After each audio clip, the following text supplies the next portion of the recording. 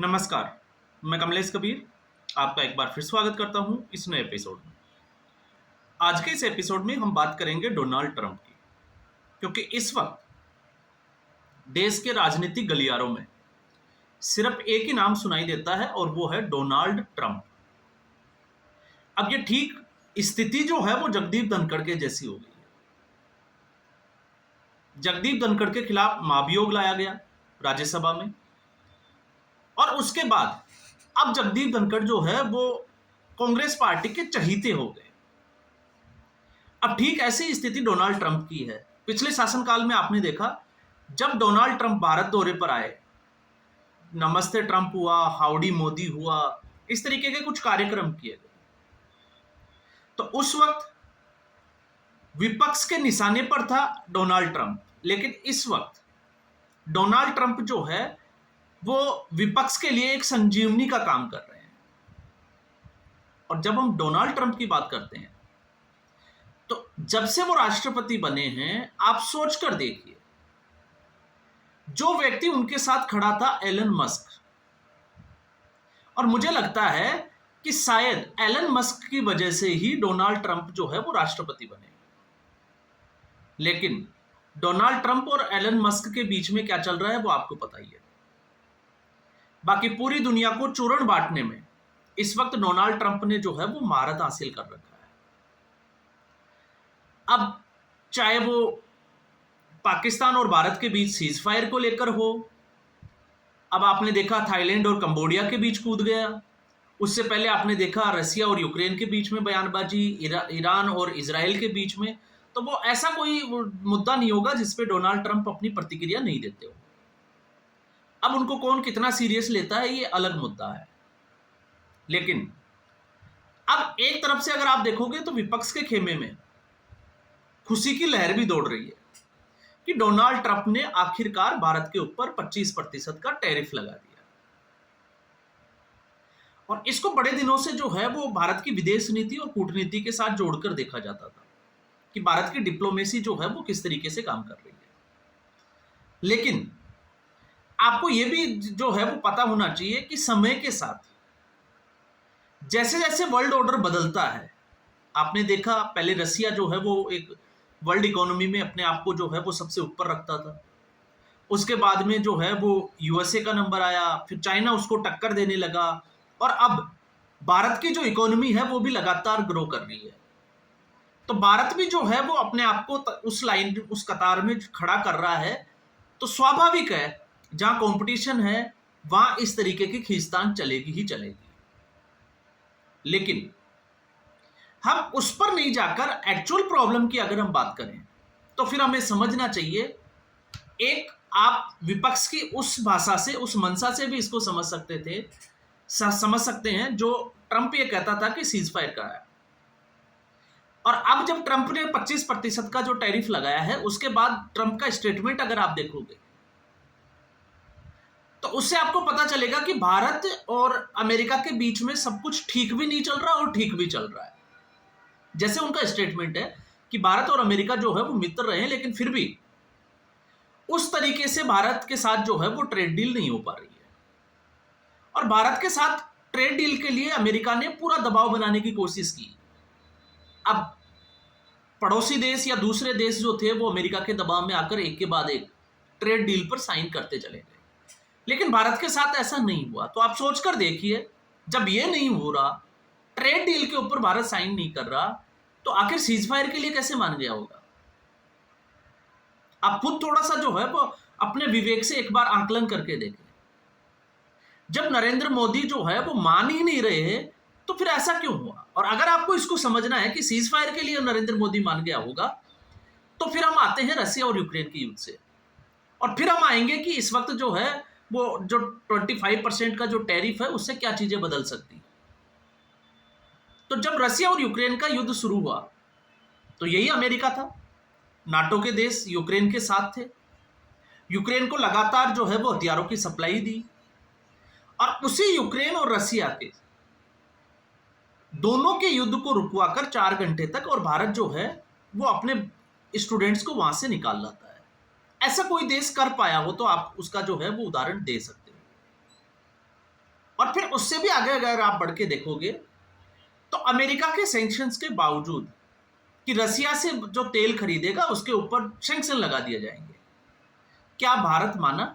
क्योंकि भारत ने अपना राष्ट्रहित जो था उसको सर्वोपरि रखते हुए, और रसिया की मजबूरी थी क्योंकि उसको लॉस ना हो, इसलिए रसिया भारत को सस्ता तेल देने के लिए तैयार था। भारत ने उसको खरीदा, उसको रिफाइंड किया, और वही नाटो के देश जो है वो भारत से खरीद रहे हैं या भारत उनको एक्सपोर्ट कर रहा है।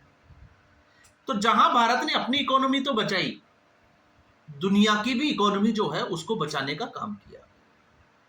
तो फिर अब अचानक से ट्रंप जो है वो इस तरीके से क्यों? तो आपने देखा होगा जब भारत और चाइना को लेकर संसद में बात ऑपरेशन सिंदूर की थी, और आपको पता होगा राहुल गांधी जोश में आकर दोनों हाथों को ऐसे कर रहे थे कि भारत, पाकिस्तान और चाइना एक साथ आ गए। अब हो सकता है अगर आप में से कोई कांग्रेसी है तो आप थोड़ा दुखी हो सकते हो। क्यों हो सकते हो? इसके पीछे की वजह अगर आप समझोगे तो यूएस जो है वो सीधे तौर से भारत के एग्रीकल्चर सेक्टर में जो है वो अपनी भागीदारी चाहता था, और जब एग्रीकल्चर सेक्टर में यूएस एंट्री चाहता था तो भारत को यह लग रहा था कि इससे जो है वो भारत के किसानों का आर्थिक नुकसान होगा। इसलिए ये ट्रेड डील जो है वो आपने देखा कि आगे बढ़ ही नहीं पा रही थी, लगातार एक के बाद एक मीटिंग चल रही थी। और उसका ताजा उदाहरण अगर आप देखोगे तो जब मैंने ये बात की कि रसिया से तेल खरीदा, क्रूड ऑयल, उसको रिफाइंड किया और यूरोपियन कंट्रीज को बेचा, तो भारत ने इसके साथ साथ अभी चाइना से, जो कांग्रेस पार्टी ये कहती है कि चाइना और पाकिस्तान जो है वो एक साथ आ गए, तो अमेरिका को भी ये पता है कि कहीं भारत और चाइना जो है वो एक साथ ट्रेड डील ना करें, और भारत सबसे बड़ा मार्केट है। और ऐसे में थोड़ा सा हैरानी जरूर हो सकती है कि इस वक्त भारत ने चाइना के साथ एक बहुत बड़ी डील साइन की है, और यह तब है जब विपक्ष जो है वो चाइना को लेकर हो हल्ला कर रहा है। भारत चाइना से लगभग 1.5 lakh metric ton soya oil, जो एडिबल ऑयल है, वो उसकी खरीद कर रहा है। क्यों कर रहा है? क्योंकि इससे पहले भारत ब्राजील और अर्जेंटीना जैसे देशों के ऊपर जो एडिबल ऑयल था उसके लिए डिपेंडेंट रहता था। तो चाइना ने बोला कि हमारे पास स्टॉक है, $15 से $25 जो है वो हम आपको इसको सस्ता देंगे। तो इससे भारत को फायदा, भारत को इंपोर्ट करना ही था, इसलिए भारत ने एक बहुत बड़ी ट्रेड डील जो है वो साइन कर दी। तो इसलिए मैंने कहा कि अगर आप कांग्रेसी हो और अगर आप इस तरीके से सोचते हो तो आपके लिए जो है वो एक धक्के की तरह है। तो भारत इस वक्त जिस राह पर चल रहा है उससे साफ तौर से यह दिखाई देता है कि ये सरकार जो है वो राष्ट्रहित को देखते हुए ही फैसले ले रही है, और आगे भी लगता है कि ऐसे ही जो है वो कुछ कर सकती है। तो फिर जो लोग जो है वो चिल्ला रहे हैं कि भारत के साथ ट्रेड डील या इस 25% का जो टैरिफ आया है उससे भारत के ऊपर क्या असर पड़ेगा। तो भारत, आपने देखा होगा कोई भी देश या कोई भी व्यक्ति जब परिस्थितियां विपरीत होती है तो उसमें कुछ ऐसे कदम उठाए जाते हैं जिसमें उस देश का राष्ट्रहित जो है वो छुपा हुआ होता है। अब आपने देखा एक के बाद एक जो है वो बहुत सारे एग्जाम्पल से हम समझ सकते हैं। जैसे भारत ने जब कोरोना आया तो कोरोना की जो विकट स्थिति थी, परिस्थितियां विपरीत थी, तब भारत ने जो है वो वैक्सीन बनाई दुनिया की सबसे सस्ती और सबसे अच्छी। अब आप किसी पार्टी विशेष से या नरेंद्र मोदी के विरोध में जो है वो जरूर आप ये कह सकते हैं कि ये था वो था, लेकिन इससे पहले सरकार किसी की भी रही हो, आज तक ऐसी कोई उपलब्धि है तो शायद आप जो है वो कमेंट बॉक्स में जरूर लिखें। तो कोरोना वैक्सीन पहली बार। स्वदेशी, जब हम वेपन्स की बात करते हैं, राष्ट्रीय सुरक्षा से जुड़े हुए उपकरणों की बात करते हैं, तो जब दुनिया ने भारत के साथ जो है वो अपनी टेक्नोलॉजी शेयर करने की बात, या हम कहें कि इनकार कर दिया टेक्नोलॉजी शेयर करने के लिए, तो उसके बाद में डीआरडीओ और इसरो ने मिलकर जिस तरीके से काम किया तो आपने देखा कि भारत जो है वो अब कहां से कहां पहुंच गया। आज भारत के माल का जो है, या हम कहें कि भारत के जो सुरक्षा उपकरण हैं उनकी विदेशों में भी डिमांड बढ़ी है। तो ये कुछ चीजें जो है वो भारत से, या हम कहें कि हमें देखने को मिली। तो ऐसी स्थिति में अगर यूएस जो है वो टैरिफ लगाता है तो एक तरीके से जो है वो आप इसको ऐसे भी देख सकते हैं कि भारत जो है वो अच्छे कदम भी तो उठा सकता है, अच्छे फैसले भी ले सकता है, बस बशर्ते जो है वो कुछ चीज़ों पे काम करना अभी भारत को बहुत बाकी है। और उनमें से सबसे बड़ी चीज़ आती है क्वालिटी और ब्रांडिंग। क्योंकि हम शॉर्टकट के चक्कर में जिस तरीके से हमारे यहाँ पर मिलावटखोरी या रिश्वत जो चलती है, उससे आप सर्टिफिकेट लेके किसी भी तरीके का माल बेचने के लिए तैयार हो जाते हो, तो ये एक जो है वो अपने आप में पीछे, या हम कहें कि जो हमारा प्रोडक्ट है उसको पीछे कर देता है। लेकिन ओवरऑल अगर आप देखोगे तो एक यूएन की रिपोर्ट है जिसको मुझे लगता है कि हम सबको टैली करनी चाहिए। और अगर हम उस यूएन की रिपोर्ट को टैली करते हैं तो आखिर अमेरिका और भारत की स्थिति अमेरिकी बाजार में क्या है, क्योंकि भारत के जो सामान है, गुड्स है, उसके ऊपर टैरिफ लगाया है। तो भारत से अगर हम देखते हैं तो इसमें जैसे भारत से अमेरिका क्या खरीदता है, हम उसकी बात करते हैं। तो भारत से अमेरिका जो है वो इलेक्ट्रिक सामान खरीदता है, और इलेक्ट्रिक जो सामान है वो जो भी बजट, या हम कहें कि जो भी इकोनॉमी या जो पैसा खर्च करता है, उसका 2.59% जो है वो भारत से इंपोर्ट करता है। और अगर उसी को हम आप लोग जो है या हम लोग वर्ल्ड वाइड टैली करके देखें तो वो सिर्फ और सिर्फ 1% के आसपास है। मतलब इलेक्ट्रिक का जो सामान है वो लगभग 1% जो है वो हम अंतर्राष्ट्रीय बाजार में बेचते हैं। तो आप सोचकर देखिए, 99% जो अंतर्राष्ट्रीय बाजार है वो आपके लिए खाली है, आपको उसको पकड़ना है। इसके बाद में जब हम स्टोन्स और मेटल से बने उपकरणों की या स्टोन और मेटल की बात करते हैं तो अमेरिका के उस मार्केट में भारत की भागीदारी 10 से 10.35%, लगभग 10.5% के आसपास है। और वर्ल्ड वाइड अगर आप देखोगे तो 3.11, मतलब 3% के आसपास। तो 97% मार्केट जो है वो कहीं ना कहीं भारत का इंतजार भी तो कर रहा होगा। तो भारत जो है वो इसके दूसरे रास्ते भी तो खोज सकता है, दूसरा मार्केट भी तो खोज सकता है।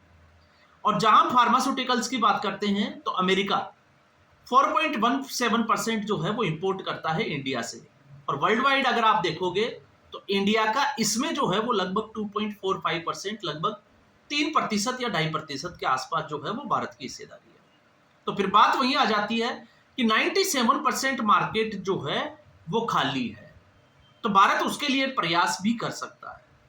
फिर उसके बाद में जो है वो न्यूक्लियर, या जब हम बात करते हैं रिएक्टर्स, बॉयलर्स, मशीनरी, उसमें भारत जो है वो 1.2% का जो है वो भागीदार है अमेरिका के साथ। और वर्ल्ड वाइड अगर आप देखोगे तो वही 1% के आसपास। तो मोटे तौर पर कौन सी चीजें हैं जो भारत से इंपोर्ट की जाती है अमेरिका में, वो है article of stones and steels, iron और स्टील्स, लगभग 5.63%। और वर्ल्ड वाइड अगर आप देखोगे तो 2.7% की जो है वो हमारी हिस्सेदारी है। तो अगर हम थोड़ा सा इंटरनेशनल मार्केट की तरफ अगर भारत जो है वो अपना रुख करता है तो अमेरिका की इस भरपाई को जो है वो पूरा कर सकता है। और फिर टेक्सटाइल इंडस्ट्री जो भारत की एक बहुत बड़ी उपलब्धि है, जिसमें से लगभग 16.30% अमेरिका इंपोर्ट करता है टेक्सटाइल प्रोडक्ट। और ये लगभग आप देखोगे पूरे वर्ल्ड वाइड अगर आप देखोगे तो 8.63, लेकिन फिर भी 91%, या हम कहें कि 91% जो मार्केट है वो बिल्कुल खाली पड़ा है। ऑर्गेनिक केमिकल्स में 3.66% जो है वो भारत से इंपोर्ट करता है यूएसए, और 4% के आसपास जो है वो वर्ल्ड वाइड भारत की भागीदारी है। फिर इसके बाद में कारपेट इंडस्ट्री, जो सबसे बड़ी इंडस्ट्री जो है वो टेक्सटाइल के साथ में भारत की, जिससे अमेरिका सामान खरीदता है, और उसमें भागीदारी है लगभग 33%, 32.97%। और वर्ल्ड वाइड अगर आप देखोगे तो यूएन की इसी लिस्ट के हिसाब से 12.80, लगभग 13% के आसपास भारत एक्सपोर्ट करता है और दुनिया उसको इंपोर्ट करती है। फिर आर्टिकल्स ऑफ स्टोन्स, प्लास्टर और सीमेंट, तो भारत से अमेरिका सिर्फ जो है वो अपना जो भी इससे रिलेटेड प्रोडक्ट खरीदता है उसमें 9.18% की भागीदारी रखता है। और फिर वर्ल्ड वाइड अगर आप देखोगे तो 3.72%। तो ये कुछ जो है वो यूएन की टैली है। तो अमेरिका भारत को टाल सकता है, क्योंकि अमेरिका का अगर आप ओवरऑल इसमें भागीदारी में, मार्केट की भागीदारी जो है अगर आप उसको स्टडी करोगे तो लगभग 3 से 4% के आसपास घूमती है। तो अगर अमेरिका इसको अवॉइड करता है तो अमेरिका जो है वो कर सकता है, ये माल जो है वो दूसरों से ले सकता है। लेकिन अगर आप इसको देखोगे तो हो सकता है भारत जो है वो इस तरीके के कदम उठाए कि इसी के लिए जो है वो दूसरा पैरेलल एक मार्केट इंटरनेशनल बाजार में जो है वो खड़ा कर ले। लेकिन उसके लिए फिर बात वही आ जाती है कि आप और हम जैसे लोगों को जो है वो क्वालिटी पे काम करना पड़ेगा। तो एक तरीके से टैरिफ जो है, जहां लोगों को अपने हिसाब से जो है वो राजनीतिक आकलन किया जा रहा है, उस हिसाब से अगर आप देखोगे तो हो सकता है इसका दूसरा अगर आप देखो, जैसे हम बात अभी पाकिस्तान और चाइना की कर रहे थे, और चाइना से अगर हमें एडिबल ऑयल सस्ते में मिल रहा है, उससे किस देश को फायदा है? भारत को। और अमेरिका जो है वो कभी नहीं चाहेगा कि रसिया, चाइना और भारत जो है वो एक साथ आए। इसलिए आप अमेरिका की जो प्रॉब्लम है आपको उसको भी समझना पड़ेगा कि आखिर अमेरिका जो है वो इतना चिढ़ा हुआ क्यों है और इतना बौखलाया क्यों है। क्यों? क्योंकि चाइना से तो अमेरिका इस वक्त जो है वो जिस तरीके से टक्कर ले नहीं सकता, और भारत जो है वो एक उभरती हुई अर्थव्यवस्था है, तो ऐसे में भारत भी आने वाले समय में अमेरिका के लिए चुनौती बन सकता है। इसलिए डोनाल्ड ट्रंप जो है वो इस तरीके की स्टेप ले रहा है। हालांकि इसके ऊपर जो है वो भारत का रुख अभी आया नहीं है, लेकिन एक बार फिर जो है वो अगस्त के महीने में इसी ट्रेड डील को लेकर भारत और अमेरिका के बीच में एक बार फिर जो है वो अगले दौर की वार्ता हो सकती है। तो इसलिए मुझे लगता है कि थोड़ा राजनीति से ऊपर उठकर इन चीजों का आकलन भी करना चाहिए कि हम जो है वो कहां खड़े हैं और उसका निकट भविष्य में जो है वो इसका क्या असर हो सकता है। तो आज के एपिसोड में बस इतना ही। उम्मीद करूंगा वीडियो एपिसोड आपको पसंद आया होगा। वीडियो को लाइक करें, शेयर करें, चैनल जरूर सब्सक्राइब करें। धन्यवाद।